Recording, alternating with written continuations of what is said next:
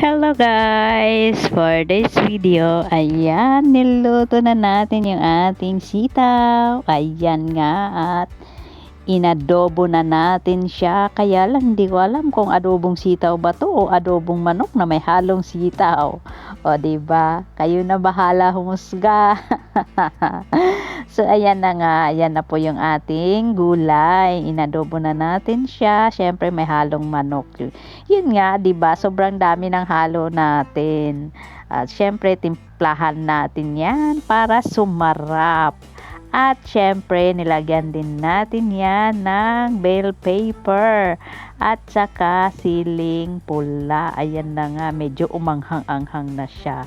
So ayan nga po guys, luto na po 'yan.